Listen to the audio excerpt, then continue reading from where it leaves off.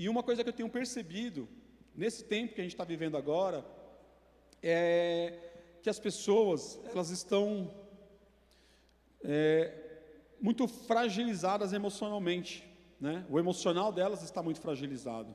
As pessoas não estão sabendo lidar com as suas emoções. E um problema que tem se agravado cada vez mais na vida das pessoas é a ansiedade. A ansiedade é uma coisa que tem acontecido com muita frequência, principalmente nos jovens. E eu vou tentar explicar para vocês o porquê que isso está acontecendo. Só vou pegar um pouquinho de água aqui.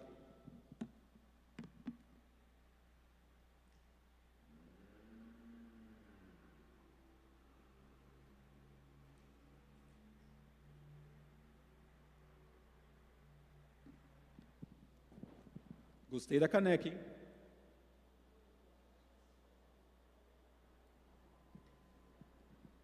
A gente costuma ouvir falar que a ansiedade é uma doença. Quem aqui já ouviu falar isso? Quem aqui acha que a ansiedade é uma doença? Quem acha que a ansiedade não é uma doença? E quem não acha nada? Ó, teve gente que não levantou a mão aí, vou perguntar de novo. Quem acha que a ansiedade é uma doença? Tá. Quem acha que não é doença? Só a irmãzinha lá que falou. E quem não acha nada? O irmão Paulinho está aí? Paulinho falou que não acha nada. Gente, a ansiedade não é uma doença.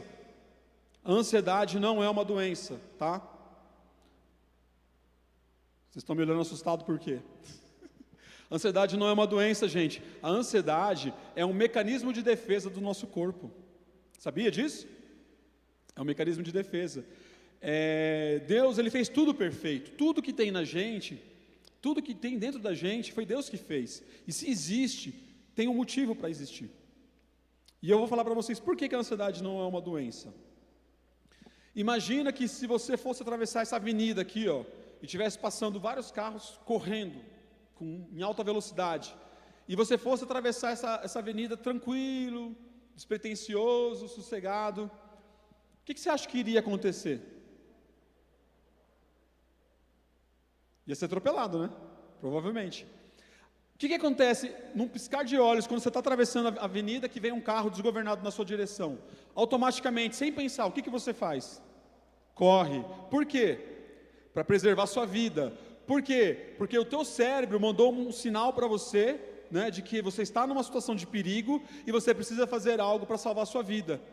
Esse impulso de você atravessar a rua correndo para se salvar, significa que você teve um pico de ansiedade, você teve um pico de estresse. Esse pico de estresse, ele foi necessário para salvar a tua vida. Se você não faz isso, você morre atropelado. Então a ansiedade não é uma doença. Ela é um mecanismo de defesa do nosso corpo para nos avisar que é uma situação de perigo iminente, uma situação onde você pode estar em risco. Então é uma forma que o teu cérebro está te mandando um sinal, uma informação para você fazer alguma coisa para você se preservar. Entendeu? Tá, ansiedade então ela não é uma doença. Agora tem um detalhe. Quando você começa a ter picos de ansiedade, com uma certa constância, com uma certa frequência, e ao seu redor não existe um perigo real, aí sim é uma doença. É o que a gente chama de TAG, que é transtorno de ansiedade generalizada. O que quer dizer isso? É a pessoa que em qualquer situação ela fica com medo, ela fica, né, afoita, angustiada, estressada, o coração acelera, ela sente falta de ar, tremedeira, né? Ela acha que vai ter uma parada cardíaca, fica tonta. E a ciência explica por que isso acontece. Vamos voltar lá no tempo de Adão e Eva. Se eu estivesse falando numa empresa e alguma coisa assim, eu ia falar no tempo das cavernas, mas como eu estou falando na igreja, vamos falar de Adão e Eva então. Mas os cientistas, eles falam o seguinte: lá no tempo das cavernas, quando o homem saía para caçar, ele se deparava com uma fera, um animal perigoso. Então nessa hora, o cérebro dele ativava o circuito da ansiedade. Aí o que acontecia? Ele era impulsionado a fazer duas coisas: ou correr, fugir, ou lutar. Então, eram essas duas coisas que o homem tinha que fazer no tempo das cavernas. Só que para ele, vamos imaginar o seguinte, para você poder correr de um leão feroz, né, de um animal que é muito rápido, você concorda comigo que você precisa ter energia, né? Você precisa ter um combustível a mais ali. Quem assistia aqui Velozes e Furiosos? Quando o carro tinha que correr mais, o que os caras faziam lá? Botava o turbo, né? Então, o pico da ansiedade é o turbo no homem da caverna. Ou seja, na hora que ele vê aquele animal feroz que vai, né, atacá-lo, o que ele faz? Que o cérebro dele faz? O sistema, bem no meio do sistema nervoso central, do hipotálamo, é liberado uma informação.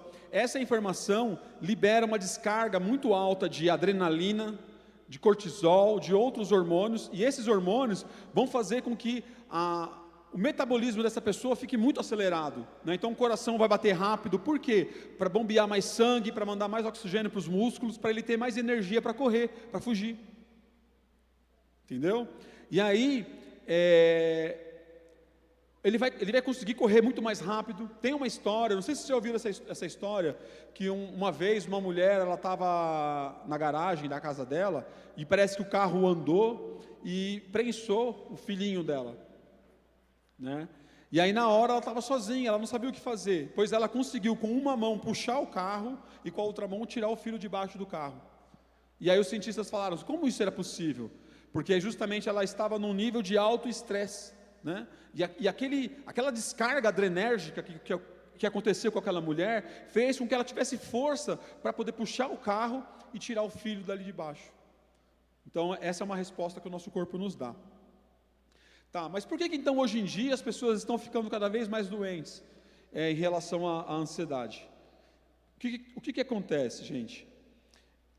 Hoje a gente não tem que enfrentar leão, a gente não tem que enfrentar, né, nenhuma ameaça na selva de pedra, que é o mundo lá fora. Mas, segundo os cientistas, eles falam que o nosso sistema límbico, ele não conseguiu evoluir. Então ele continua tendo as mesmas respostas que existiam lá no Homem das Cavernas. Ou seja, a gente continua ativando esse circuito da ansiedade em situações que não oferecem perigo real. Então é isso que acontece. Por isso que as pessoas hoje elas andam tão ansiosas. E aí eu trouxe aqui, preocupações no momento atual. Então quais as preocupações que a gente tem hoje, né, nos tempos atuais? Pandemia, o medo de perder o emprego, a preocupação em sustentar a família, pagar as contas, quem trabalha em casa, então o home office, tentar manter a produtividade trabalhando em casa, o distanciamento social, o isolamento social, o medo de ficar doente e o medo de morrer. Então esses medos hoje, né, de um ano e meio para cá, quase 2 anos para cá, é o que tem abalado as pessoas. Então é como se a gente estivesse diante de um leão feroz. O que é o leão feroz? É o cenário mundial. E esse cenário que a gente está enfrentando é um gatilho para as crises de ansiedade, para os picos de ansiedade, para o pico de medo, né? Então é isso que está acontecendo hoje, nos nossos dias. Aí uma pergunta que eu trago para vocês, né, diante de tantas preocupações, como não ficar ansioso por esse cenário atual? Como é que a gente não vai ficar ansioso diante desse cenário atual? E aí tem aqui, entendendo a ansiedade como um mecanismo de defesa, que eu acabei de falar para vocês, diferenciar a ansiedade boa da ansiedade ruim, ou seja, o eustresse e o distresse. Eustresse é o estresse bom. Quando que o estresse é bom? Por exemplo, quando você presta o vestibular e aí sai o resultado, passei no vestibular, estou dentro da faculdade, né? Você fica eufórico, você fica feliz, é um estresse, só que é um estresse positivo, é uma ansiedade positiva. Geralmente quando o menino ou a menina está apaixonado, né? Aí fica pensando na outra pessoa, fica aqueles devaneios ali, é uma ansiedade positiva também, é o eustresse. Quando a mulher chega no marido e fala assim, estou grávida, aí a família celebra de alegria, né? Então isso também é o eustresse, é o estresse positivo, é o estresse bom. E o distresse é o estresse ruim, é quando você recebe uma notícia ruim, alguém morreu, alguém está doente, perdi o emprego, né, me acidentei, então você tem essa resposta emocional negativa. E quais são os efeitos desagradáveis da ansiedade? Então a gente tem lá, uma pessoa que é ansiosa, que tem essa questão da ansiedade mais aflorada, ela tem necessidade de controle, ela quer ter controle de todas as coisas, de todas as situações, ela tem dificuldade de se entregar, até mesmo na igreja, esse louvor maravilhoso que os irmãos estavam tocando aqui, as irmãzinhas também, a pessoa está aqui, mas ela não está, a mente dela está em qualquer lugar, menos aqui, ela não se envolve na adoração, ela não se envolve nisso, né? E por quê? Porque ela não quer se render a Deus, ela não quer se render à adoração, ela quer ter controle das coisas, ela quer ter controle da situação. E aí a pessoa pode sentir taquicardia, como eu falei, tremores, a respiração curta, tontura, insônia, dores de cabeça, confusão mental, superestimação de problemas e subestimação da habilidade de enfrentamento. Isso aí meu professor na faculdade falava muito. A pessoa que tem tanto a ansiedade como a depressão, ela sempre vai olhar o problema maior do que o que ele realmente é. E ela sempre vai olhar a capacidade dela menor do que o que realmente é. Então ela sempre vai se colocar como pequenina diante dos problemas, né? Então é isso que acontece. Tá, agora eu vou trazer para vocês aqui algumas dicas de como lidar com a ansiedade. Eu tinha preparado um esboço aqui, onde eu tinha colocado uma palavra, mas eu vou deixar para ler mais para o final, né? Então eu estou tentando trazer mais a parte técnica e depois a gente pula para a parte da espiritualidade, que também é importante. Então diz assim, ó, gente, eu sei que vai ficar gravado, né?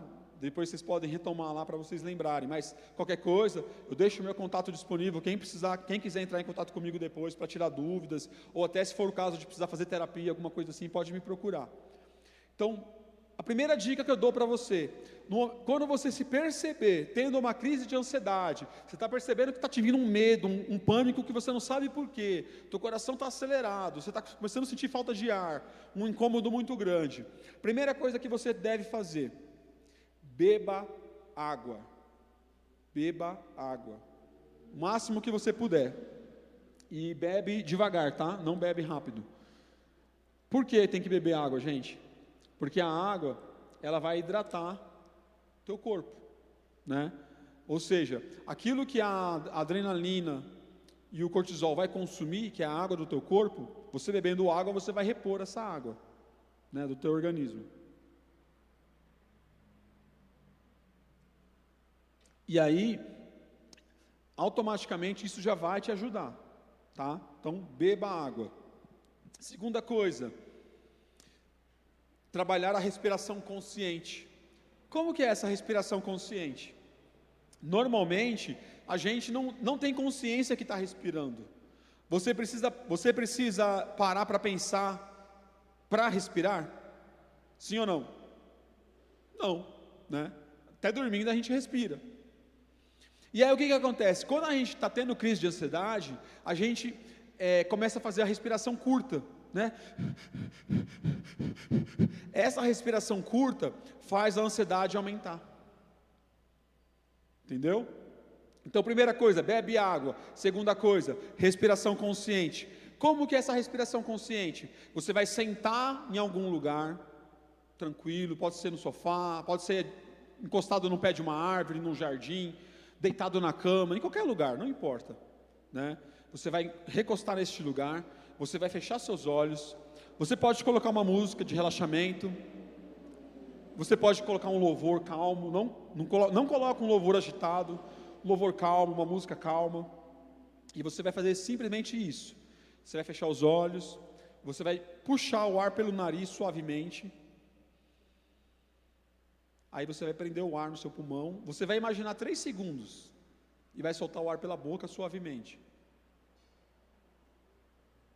A ideia é você puxar em 3 ou 4 segundos, segura 3 segundos e solta em 6, ou seja, você tem que soltar mais ar do que você puxa. À medida que você faz isso, você vai oxigenar o teu cérebro, você vai oxigenar todo o teu corpo. Esse movimento de respirar pausadamente, ele ativa no seu cérebro. Lembra quando eu falei lá do circuito da ansiedade, que quando você vê uma situação de perigo, ativa o circuito da ansiedade no teu cérebro? A respiração consciente faz o inverso. Ela ativa os circuitos apaziguadores, os circuitos que vão te acalmar naturalmente, sem você precisar tomar um Rivotril, um clonazepam, um medicamento qualquer para ansiedade, entendeu? Então, você para ali 15 minutos, 10 minutos, fecha os olhos, respira pelo nariz, solta pela boca, respira de novo, e volta a sua atenção para a sua respiração, né? Você vai perceber que tua mente vai estar bombando de pensamentos, você vai estar pensando um monte de coisa, não tem problema, deixa o pensamento lá, só não se apegue a eles. Eu costumo usar com meus pacientes a seguinte ilustração: imagina que você está num ponto de ônibus à noite, e aí você está indo para a tua casa, um lugar escuro, um lugar meio estranho, e chega um cara esquisito e encosta do seu lado. Aí ele pergunta para você: onde você está indo? Aí você fala assim: eu estou indo, vou pegar tal ônibus. Aí ele fala assim para você: não, esse ônibus que você quer pegar não serve para onde você quer ir, você tem que pegar tal ônibus. Só que você tem convicção que o seu ônibus é o seu ônibus, é o que vai te levar para a tua casa. Mas aquela pessoa, ela fica falando na tua cabeça, até que ela consegue te convencer a pegar o outro ônibus, porque o outro ônibus vai passar primeiro. Aí você pega o outro ônibus. O que acontece? Quando chega no ponto final, que ele falou para você: não, no ponto final vai estar perto da tua casa, aí você se vê num lugar estranho, num lugar ermo, num lugar escuro, e aquele cara que fez você entrar naquele ônibus errado é um assaltante, e ele vai te assaltar.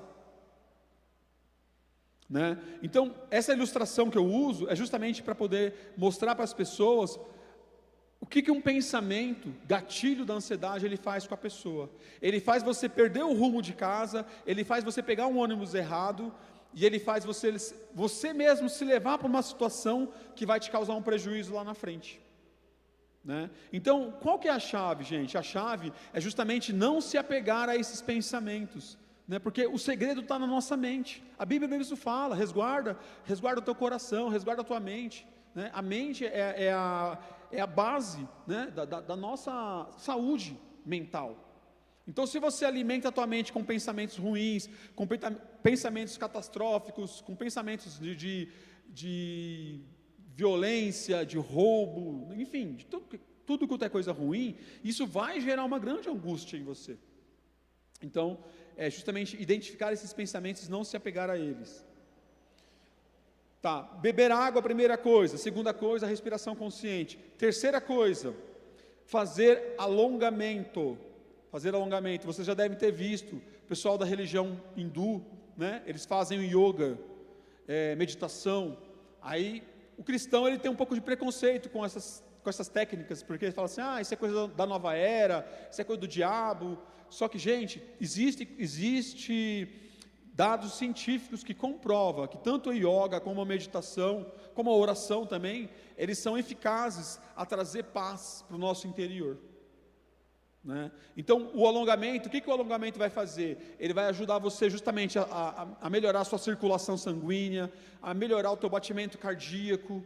Né? Quando você faz um alongamento ali, o teu batimento vai estabilizar e você vai conseguir controlar a ansiedade. Outra coisa, fazer caminhada, exercícios físicos também, tá? Então vamos fazer uma simulação aqui. Eu estou em casa sozinho e me deu uma crise de ansiedade. Qual a primeira coisa que eu tenho que fazer? E a segunda? Respirar, ok.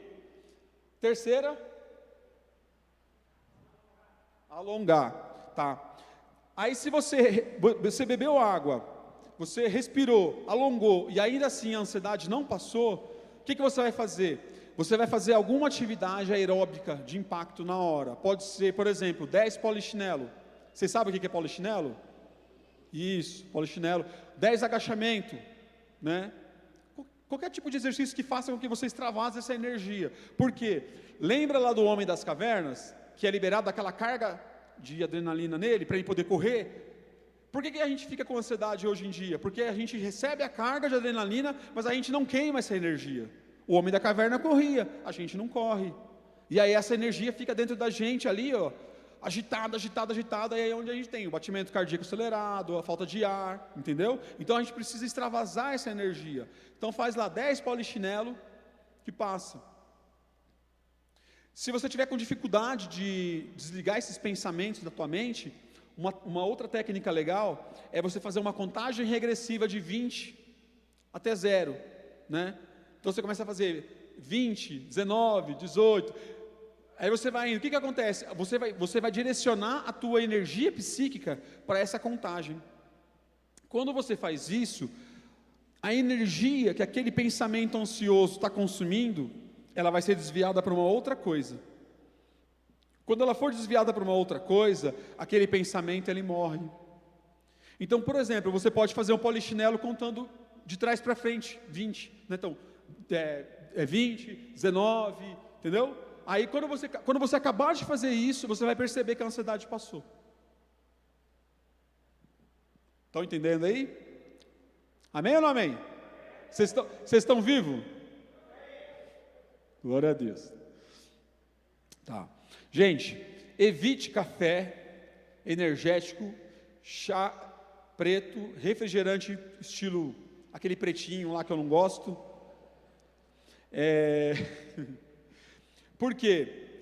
Café, energético, tudo isso vai fazer com que o teu batimento acelere, vai fazer com que você libere adrenalina. E se você já tem problema com ansiedade, evite essas coisas.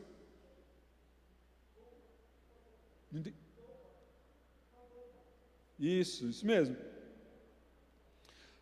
Falei dos pensamentos, identificar os pensamentos gatilho, né? Então cuide da sua mente, comece a perceber o que está passando na tua cabeça, qual pensamento, você está obcecado? Eu lembro que no começo da pandemia, eu começava a assistir o noticiário, aí via lá, né, a contagem dos mortos, gente, começou a me dar crise de ansiedade, eu comecei a sentir falta de ar, meu coração começou a acelerar, teve um dia em casa, que eu achei que eu ia morrer, aí eu falei, gente, é essa notícia que está me abalando, parei esse jornal, não assisto mais, né? Então a gente tem que cuidar da nossa mente, perceber aquilo que está fazendo mal para a nossa mente e evitar.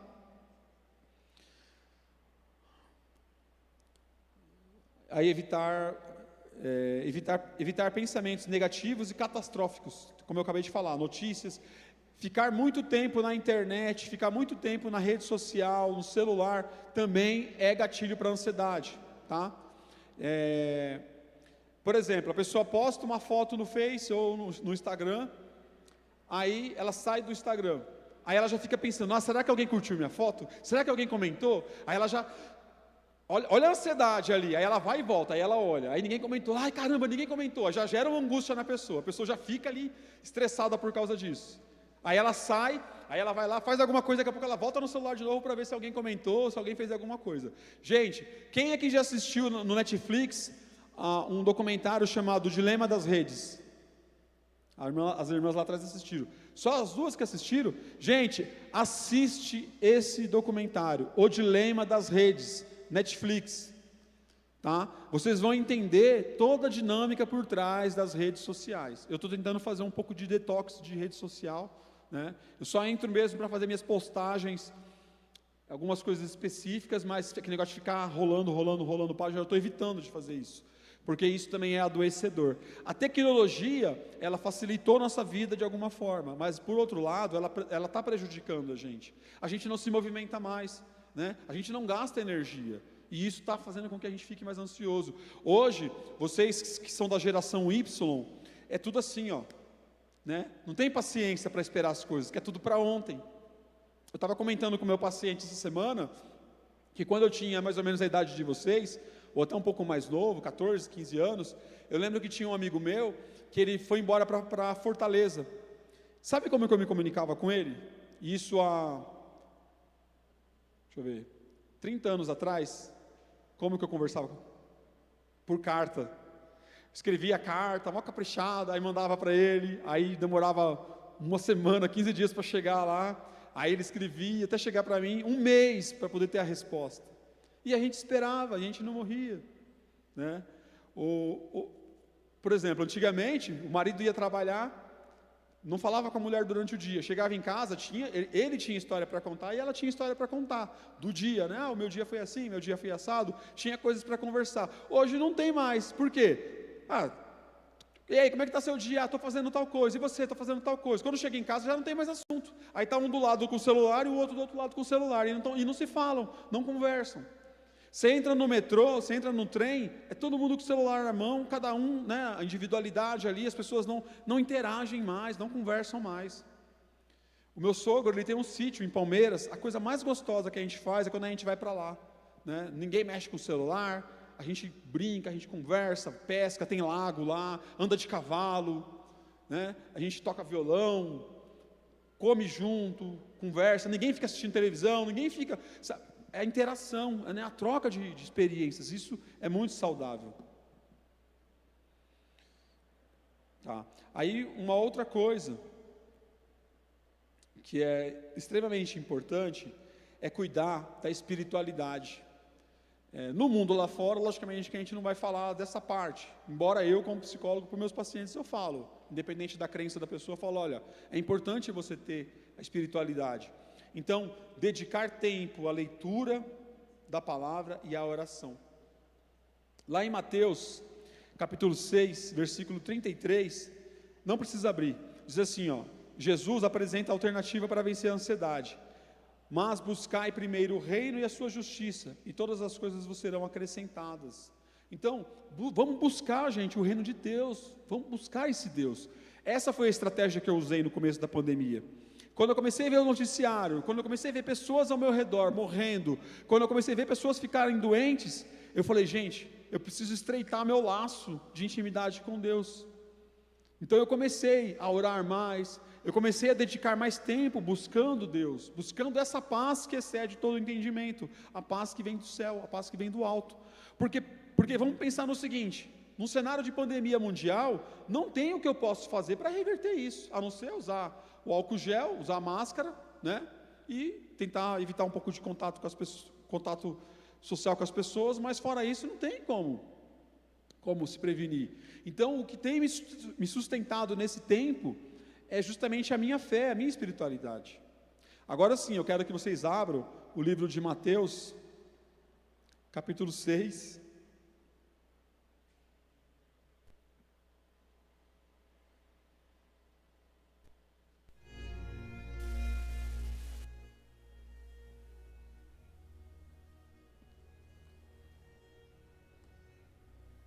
Verso 25.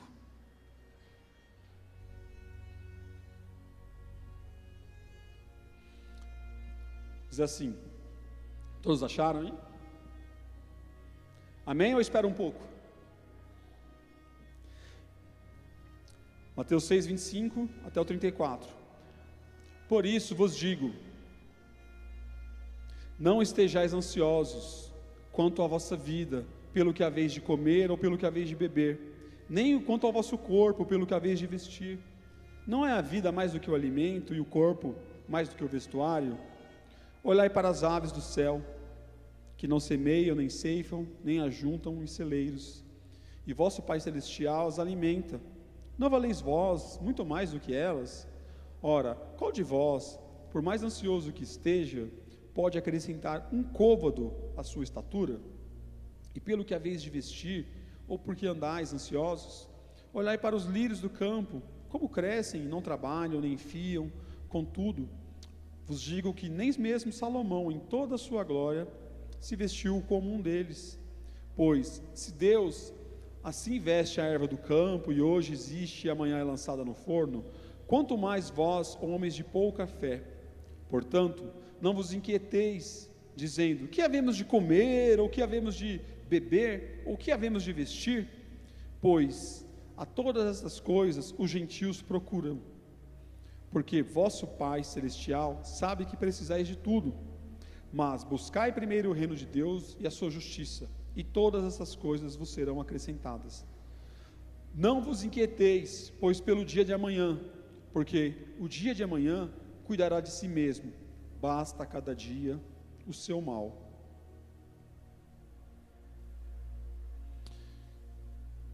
Meus queridos, agora vai começar a pregação, agora vai começar a palavra, tá? Aquela parte só foi a introdução.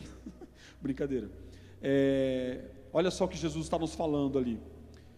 Que nós não devemos estar ansiosos quanto ao que é a vez de comer, quanto ao que é a vez de beber, de vestir, ou até mesmo com a pandemia, ou até mesmo com o nosso emprego, com a nossa família. Não é que a gente vai ser relapso em relação a essas coisas, descuidados, não é isso. Mas a gente tem que basear a nossa fé, a nossa esperança nele.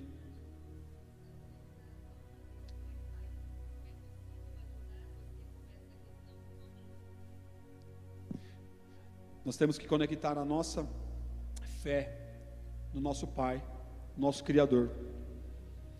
Quando você seguindo essas orientações que eu dei antes sobre a ansiedade, e não só isso, mas você começar a olhar para Deus como alguém real, né, como alguém que realmente cuida dos seus filhos, que se importa com seus filhos, Ele vai gerar uma paz dentro de você. Essa paz, ela vai te conduzir, mesmo diante da tempestade. A gente tem hábito de olhar ao nosso redor, a gente tem hábito de olhar as circunstâncias e não olhar para dentro. Se vocês se lembrarem daquela passagem onde Pedro e os discípulos estavam no barco, numa tempestade, e quando eles olham à distância, eles veem um vulto de um homem, e alguns dizem, é um fantasma. De repente alguém diz, não, é Jesus, é o Senhor. Aí Pedro identificou que era Jesus e falou, mestre, me dê uma ordem para que eu vá até aí, andar contigo nas águas. Jesus fala, vem. Aí Pedro, ele começa a andar sobre as águas. Algo miraculoso acontece ali naquela hora. Só que num determinado momento, Pedro, ele para de olhar para Jesus, e ele olha para o cenário ao redor dele. E quando ele olha para o cenário ao redor, o que acontece com ele? Ele afunda. Por quê? Porque ele tirou os olhos de Jesus. A fé dele que estava conectada em olhar a Jesus. Quando ele parou de olhar para Jesus, ele afundou. Toda vez que a gente para de olhar para Jesus, a gente afunda. Toda vez que a gente para de olhar para Jesus, a ansiedade vem, a depressão vem, o medo vem, a angústia vem. Tudo se torna maior, tudo se torna mais forte, mais poderoso do que nós.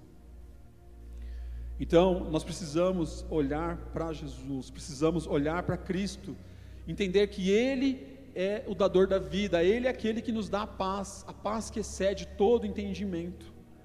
E quando nós baseamos a nossa fé nessa esperança, você não vai ter medo da morte.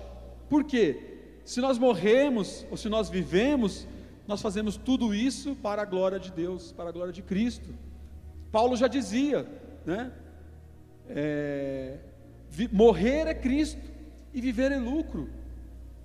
Paulo sofreu perseguições, prisões, espancamentos, mas estava lá firme com Cristo, e aquilo não fazia com que a fé dele se abalasse, até o fim da vida dele, quando ele foi decapitado. A história de Paulo é muito triste, o final da história, não só dele, mas como dos outros discípulos, dos outros apóstolos. Mas no caso dele, ele deixou bem nítido que ele só olhava para o alvo. O que era o alvo? Era a outra vida, era o outro reino. E foi nisso que eu comecei a basear a minha fé, nessa fase que a gente está vivendo. Eu falei, Senhor, se o Senhor quiser me levar, me leve, eu estou pronto para ir. Mas se o Senhor quiser me deixar, amém, também estou pronto para ficar. Seja feita a tua vontade. Eu não vou ficar me preocupando com coronavírus, eu não vou ficar me preocupando com pandemia, com doença, com isso, com aquilo, né? Não vou me preocupar com isso, Senhor, eu vou confiar em Ti. Essa foi minha decisão. Curiosamente, minha mulher pegou coronavírus, e eu não peguei. Curiosamente, pessoas do meu trabalho pegaram coronavírus, e eu não peguei coronavírus. Só que tem um detalhe, né? Eu tomei a vacina ontem, primeira dose, quase morri essa noite, tive uma reação terrível, febre, dor no corpo, parecia que tinha passado um trator em cima de mim.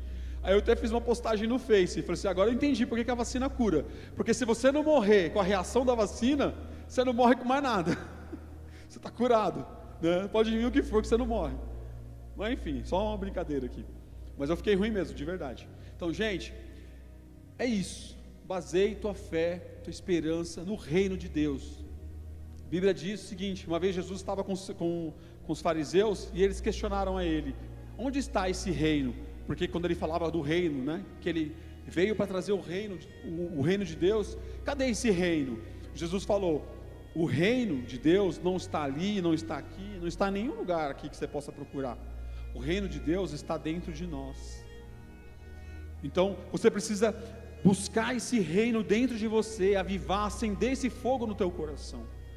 E isso você só vai conseguir fazer através da oração, através da comunhão com os irmãos, através da meditação na palavra, buscando realmente alimentar a tua mente com bons pensamentos, ouvindo músicas que vão te edificar, coisas que vão te colocar para cima, evitar notícias trágicas, evitar estar no meio de brigas, de discussões, de política, de Bolsonaro, de Lula, de PT. Abole isso da sua vida, isso não pertence a gente. Nós temos que militar sim, por um governo, mas é o governo dos céus, é o governo de Deus, é o reino de Deus. Essa tem que ser a nossa luta, é plantar esse reino no coração das pessoas, na vida das pessoas. Amém?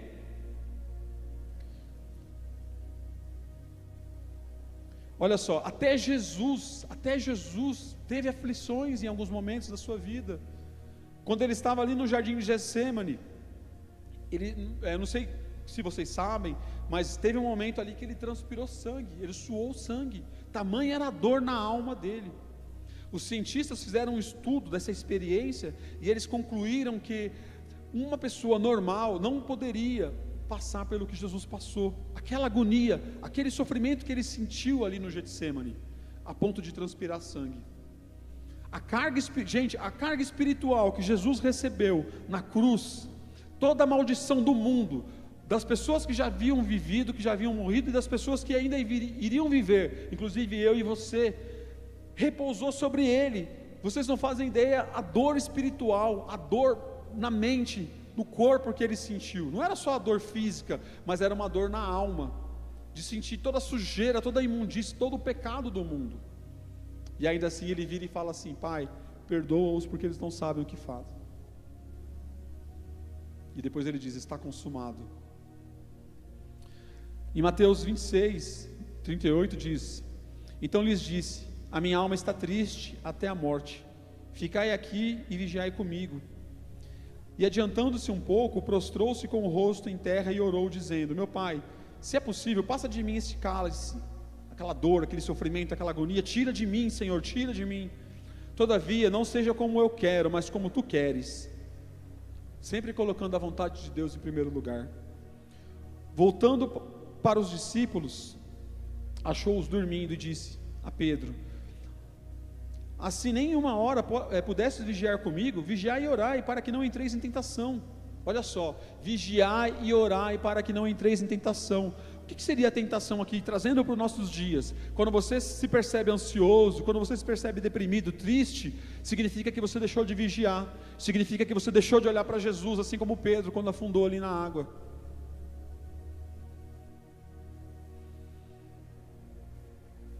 Aí ele fala: o espírito na verdade está pronto, mas a carne é fraca. Quando a gente ora, a gente fortalece o nosso espírito. Quando a gente jejua, a gente fortalece o nosso espírito. E quando a gente não faz essas coisas, a nossa carne fica forte. E o ego, a nossa carne, os apelos do ego, da carne, são satisfazer os desejos momentâneos, né? As coisas do agora, desse momento.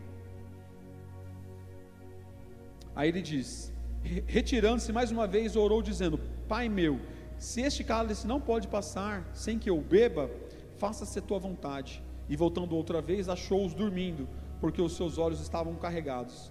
Deixando-os novamente, foi orar pela terceira vez, repetindo as mesmas palavras. Então voltou para os discípulos e disse: dormi agora e descansai, eis que é chegada a hora, e o Filho do Homem está sendo entregue nas mãos dos pecadores. Olha só, gente, até Jesus teve que insistir em oração. Ele orou a primeira vez, ele orou a segunda vez, orou uma terceira vez. A gente ora uma vez só e não aconteceu nada, a gente fala: Deus não está me ouvindo. Não está insistindo, insiste, persiste. Aquele que persistir em bater, em buscar, se abrirá.